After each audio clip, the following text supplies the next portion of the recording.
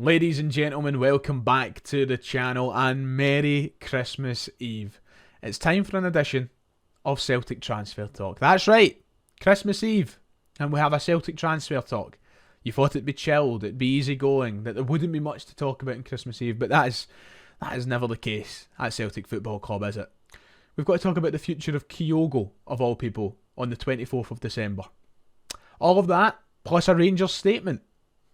Merry Christmas, everyone.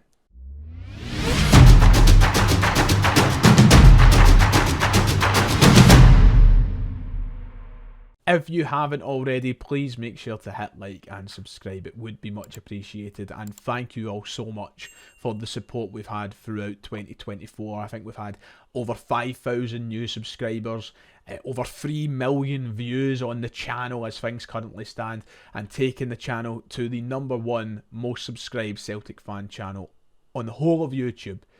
You guys have been unbelievable this year, and I can't thank you enough. So, before we get into the Merry Christmases and everything else and the sobby stuff, it's time to talk about Celtic. Let's do that, shall we? Let me just make this crystal clear. It's Christmas Eve, and I have no intentions other than getting down the boozer and bringing in the festive season with my mates. Which means today, I'm taking a wee day off editing. I know. My commitment to the game is poor, I know, but I'm going to be using screen recordings today, just like this, because I can't be bothered editing. But it's fine, we're still going to have the same conversations, we're still going to be going over everything in style. It's just going to look a little different today from the normal videos, and I'm sure you can get past that. It's Christmas Eve, for goodness sake, let me off. The headlines, however, last night were ones that I didn't expect to be reading heading in to the festive season and even this January transfer window. There's been a lot of questions over the future of KYOGO and his commitment to Celtic. A lot of people seem to think he's got one foot out the door. Well, those people are going to have a lot of substance to back that up, because interest has started, and according to Stephen McGowan of the Daily Mail, we should anticipate a bid coming soon. Now, apologies for the huge Sky Bet adverts on screen. I'm not sponsored by Sky Bet. I mean, if they want to, hit me up. But bet responsibly, just in case.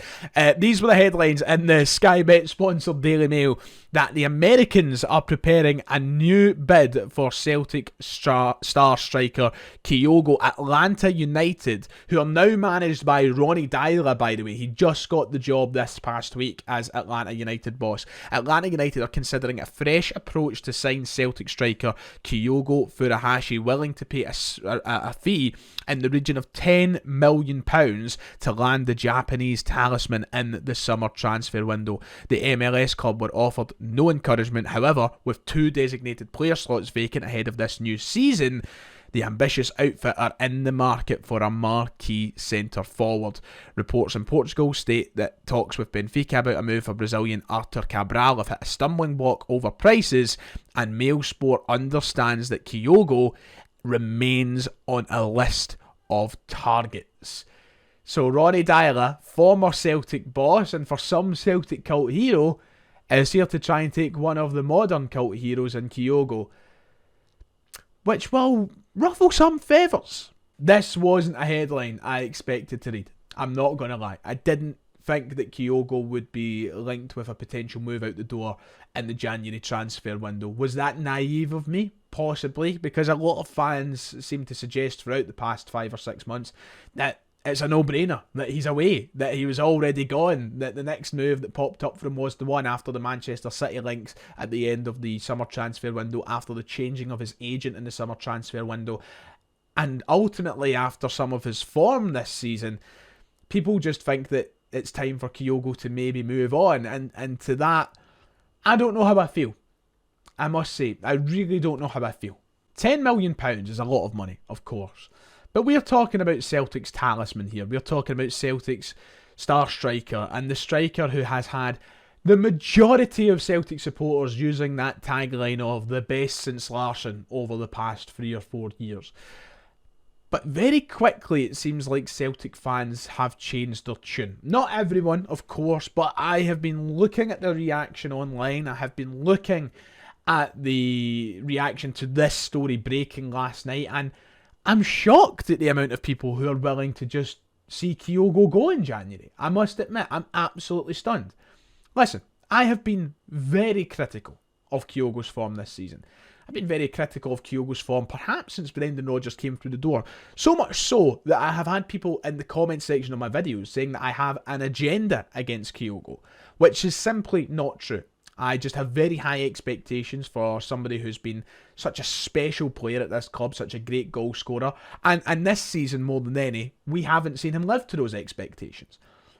I certainly don't have an agenda against him. And I certainly don't want to see him go, especially halfway through a league campaign, which still has to be won, a treble chasing campaign, and our first chance of European football after Christmas in the Champions League, first time in over a decade.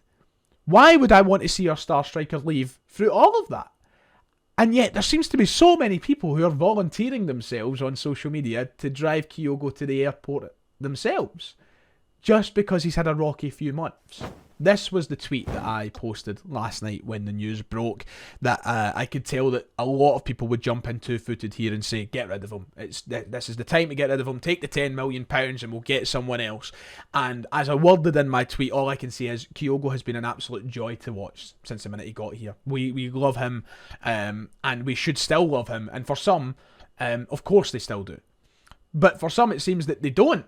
And they just want rid of him. Every striker has their rough patch. Think twice is all I'll say. To find a striker who's going to guarantee you goals halfway through a league campaign in the January transfer window, somebody who is as good as Kyogo as well, is not as easy as you think. And ultimately, we aren't playing Football Manager. We aren't playing FC25. We aren't doing a career mode here. We're not signing somebody who's going to come in and just pick up from where he's left off. I'm not denying that there is room to evolve from Kyogo, that there is room to progress and find better players out there, and certainly a player who might be in better form at this moment in time. But I just can't get over the people who are ready to get rid of him so quickly. I am more than interested of Celtic looking for a new striker and to find the next big thing, the next superstar goal scorer at this club. Just like we were ready to move from Dembele to Edouard, from Edouard to Kyogo, and now from Kyogo to the next. But I don't think that necessarily means we have to be throwing him out the door. We don't need to be giving him the bum's rush. You know, I don't see why all of a sudden Celtic fans have snapped and want to see him go. It actually hurts me a little bit. And I'm going to use a few of the comments from my post just to go over some different things. For example, some of the opinions I've seen have been saying, oh, he's 30 in January and we should be jumping at this money. When did 30 years old become the cut-off point for a football player? 30 years old is not old. 30-year-old is still very much in your prime. And this is, once again, just to reiterate, this isn't a video game. You know, they aren't going to start falling off a cliff at the age of 30. And I know that Kyogo's form might suggest otherwise, but once again, strikers will go through rough parts, and the goals haven't been falling for him this season, but I'm sure that when they do start falling from him again, the floodgates will open. But 30 years old is not over the hill by any stretch, and you look at some of the best strikers in Europe, they have been banging in goals to their mid to late 30s. You look at the likes of Robert Lewandowski, who's getting there, scores goals. Harry Kane, who's getting there, scores goals. You look at these top strikers and they'll do it. And I truly believe that Kyogo's a top striker that's just not enjoying life right now, in terms of goal scoring anyway. Might be enjoying every other aspect of life, sorry Kyogo, but just in terms of scoring goals, it doesn't mean that we should be in any rush to get rid of him. So many people keen to get him out before we have two of the biggest games in recent memory as Celtic supporters, which will lead on to even bigger games should we progress to the next round, as Brendan has pointed out here. You know, we're about to play Young Boys and we're about to play Aston Villa in two games that will determine whether or not we reach the next round of the Champions League. We will then have the Champions League. Why would you sell your star striker of the last 3-4 years right before that? It makes no logical sense. None whatsoever. And I think people are completely forgetting that. And you might be saying, oh well, he's not been scoring anyway. Doesn't matter. It doesn't. If say we go and sign a Matthias Kvistgaard, first striker that's came to my head that we've been linked with, is he guaranteed to come in and score the goals that we need in Europe? Is he going to send us through to the next round and give us a chance? We don't know, because he might come here and be Albi and Ageti, for all we know. So why would we get rid of proven success in KYOGO? Makes zero sense to me. I see a lot of the same conversation of like football evolves and Celtic need to evolve. And I can't help but think that we are moving far too quickly for our own sake. We're talking as if KYOGO hasn't scored a goal for 2 years. You know, he's had a poor few months. And I have the fullest of faith that he can recover this season, as I said, when the form arrives. And I know that some people have just totally washed their hands of it seems, and think that there's no coming back from that they'll never do well in a Brendan Rodgers side. But this whole thing about football evolving and Celtic evolving, it's as if KYOGO has been kind of leeching on to Celtic for years, and as if he's been not scoring goals for years. Like, calm down, everybody, please. I mean, stuff like this is just absolute nonsense, isn't it? And I don't even like giving these sort of comments the time of day, because it's not even opinion, it's just wrong. Like, a joy to watch is a bit of a stretch. How is it a bit of a stretch? How? If you haven't enjoyed watching KYOGO Furuhashi since he came through the door at Celtic, you're miserable or you don't enjoy football. It's one of the two. He has been frustrating. The amount of chances he gets, he's bound to miss sitters. He's bound to miss chances. And don't get me wrong, I have been frustrated watching KYOGO at time. But to say he wasn't a joy and Giakoumakis was a joy when Giakoumakis also missed sitters. Number one, let Giakoumakis go. Number two, you're rewriting history for the sake of it. And so many people seem to be rewriting the history of Celtic, of KYOGO Furuhashi's Celtic career this past 24 hours. Because the same people who were saying he was the best since Larsson a few months ago even, or a year ago or whatnot, are now saying that he's rotten. And that is the problem with Celtic supporters. We are so reactionary. We cannot sustain an opinion, and it's getting painful. It really is. And that's not me saying that you can't be critical of a player. I have been critical of KYOGO all season. So please, do not rush to the comment section and say, oh, but he's been poor. I know he's been poor. I've been saying it all campaign. As I said, I had people saying I have an agenda against the guy. But that's because I know he can do better. But I'm not going to be suddenly ushering him out the door for the sake of £10 million that doesn't get in my bank account at the end of the day. I love the wee man. I adore the wee man. He's a great player, and I'm in no rush to see him leave Celtic. It's as simple as that. On that note, the story itself, it's literally just about his name being on a short list at Atlanta United. It's not exactly the fact that he's halfway there. They've not even submitted a bid yet, and I'm assuming they will, should Celtic accept that bid. They'll discuss that internally, and Brendan Rodgers will certainly have his voice aired on the matter, but we'll just need to see how it develops. I don't think it will happen. I think there's bigger moves out there for KYOGO. I know there's a lot of money involved in these designated player slots in the MLS, but I don't see him in a rush to accept that move. But then again, I said the same about Georgios Giakoumakis. So yeah, we'll see what happens. This story is out there though. In the same article by Stephen McGowan, we did get more information about this transfer window coming up. There was a bit about Kieran Tierney in it, but we did get details, as you can read here, that a left winger is a priority for Brendan Rodgers in this window, which is fantastic news because we do not have any left wing quality beyond Dyson Maeda in depth. We need someone to challenge Maeda for that slot ultimately, and hopefully we do sign a quality left winger. Rodgers has held a transfer planning summit with Dermot Desmond, Michael Nicholson. That happened in Dublin last week. That was reported on last week as well. They discussed new January arrivals, with the left winger being a priority. Regardless of whether left back Greg Taylor commits a new deal, Brendan Rodgers would also like to secure Kieran Tierney for a Parkhead return. So it seems that left wing and left back are priorities in this transfer window. More specifically Kieran Tierney is a priority in this transfer window. It is going to be a busy month. So you know what to do. Like and subscribe. Stay around here because we'll be talking about it by the hour on the hour. So that's basically it for the transfer stuff today. KYOGO, we'll watch and see what happens. I've been very passionate on my opinion on him in this video, and it seems to be splitting a lot of opinion online. But be careful what you wish for. You know, you don't know what you've got till it's gone. I sound like I'm reciting love songs. And it's true, because we all love KYOGO, and it'll hit like a ton of bricks when he's gone, I'm telling you. So appreciate him while he's here, and give him the respect he deserves while he's here as well. A fantastic player, a modern day great at Celtic. And if you don't appreciate him, then I truly need to know your reasoning for it. I really do, because he deserves all the appreciation. I suppose we'll finish off with a laugh for today, and something that will actually unite our opinions as Celtic supporters, and that's with the Rangers club statement, which was released a few hours ago from this point of recording. Yep, that's right, Statement FC is back with another one about the League Cup final. Sorry about Barry Ferguson on the side of the screen there, I know, jump scare alert. Yeah, another statement out about the penalty incident in the League Cup final last week, where Rangers have I don't even know where to begin with this statement. It made me laugh. That's all I can really start off with. But essentially, they have obviously condemned once again the decision that happened in that cup final, and within this statement have essentially said that, we want to decide our own referees, and man, just this trophy palaver with the 119 and Celtic becoming the most successful club in Scotland has truly broken them. And I'm seeing a lot of Rangers fans today sharing this and going, woo!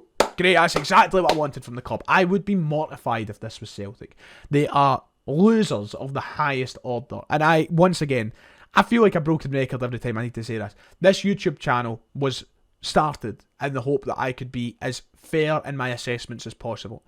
I have never been a Celtic supporter that wants to come on here and look at everything through green tinted glasses. I try and call it how it is. I always have called it as it is when Celtic have been on top, and even the very brief spell where Rangers were on top, I have called it how it is, and I will call it how it is right now.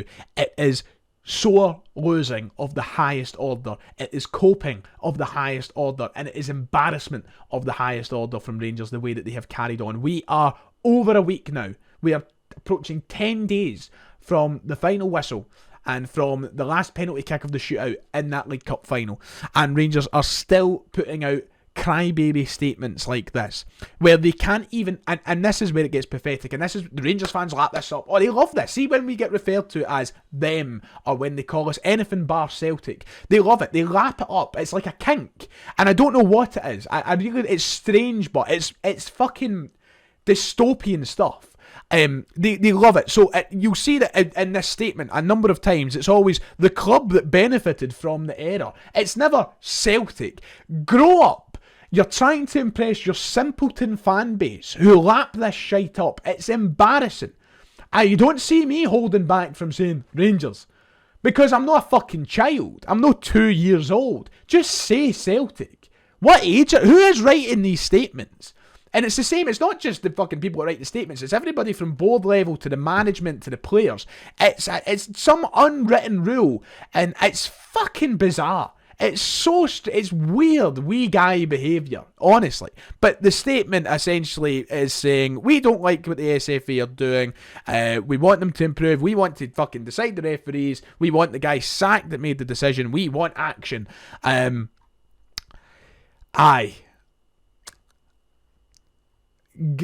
Greet more. The game is done, trophy's won, it's finished, it's over. Rangers, I've said it, and this is the last word I'm going to say on it. If you want to extract your revenge, focus on improving your team, focus on winning, focus on actually catching Celtic, and you might have a chance to right the wrongs of a mistake in a football game. You're not the first club that has lost a game through a mistake. You're not the first club that's lost a trophy through a mistake. It isn't unique to Rangers. Stop acting like victims. Maybe one day, if you focus on the right aspects of your football club, you'll be the top dogs in Scotland again. But see, until then, get used to it. Celtic are going to win every single bastard trophy. We're going to love it. You're going to hate it. And that's your reality right now. So that is all for today. Thank you very much for tuning in. Merry Christmas, everybody. I'm not sure if there'll be a video tomorrow or not yet. Depends on what happens. I don't do much on Christmas Day anyway, so I don't mind making a video if something does. I might be here, I might not be here. Nonetheless, I appreciate your company today, and enjoy Christmas Day when it comes. I wish you all a very blessed and happy holiday, and may God bless everybody that watches this video, and just have the best time with your family, your friends, your loved ones, whoever you celebrate Christmas with, whether you're yourself or with millions, I don't know. Just have the best day, because you deserve it, and thank you so much for watching the Rhyme 118 channel throughout the entirety of 2024. I do appreciate every single one of you. Now I'm going to go to the pub, I'm going to have a few pints and see the lads, and I will probably regret that come the morning, but it's Christmas time. Aye. See you next time.